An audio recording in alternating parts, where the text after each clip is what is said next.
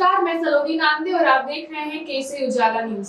नागपुर से फिर एक बार वाहन चोरी का मामला सामने आया है। नागपुर गुने शाखा यूनिट क्रमांक 2 को गुप्त जानकारी मिली थी कि दो नाबालिग लड़कों के पास चोरी की हुई 2 पहिया गाड़ी है। जानकारी मिलते ही अधिकारियों ने दोनों को पकड़ा और पूछताछ की। तब पता चला कि वो 2 पहिया गाड़ी की चोरी पिछले साल MIDC पुलिस थाने के अंतर्गत से की गई थी, जिसके खिलाफ शिकायत भी दर्ज थी।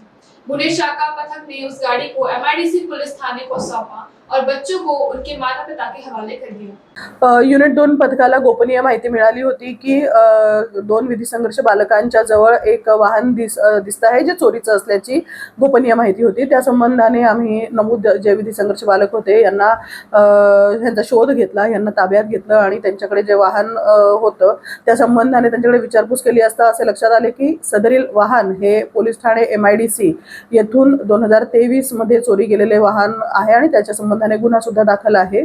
तर त्याच्यानुसार सदरील वाहन हे विधी संघर्ष बालकांच्या ताब्यात जप्त करण्यात आलेलं आहे आणि विधी संघर्ष बालकांना त्यांच्या पालकांच्या ताब्यात देण्यात आलेलं आहे आणि पुढील कारवाई करता ₹50,000चं ते वाहन पोलीस ठाणे MIDC येथे सुपूर्द करण्यात आलेलं आहे। पुढील कायदेशीर कारवाई पोलीस ठाणे MIDC येथे केल्या जाते आहे।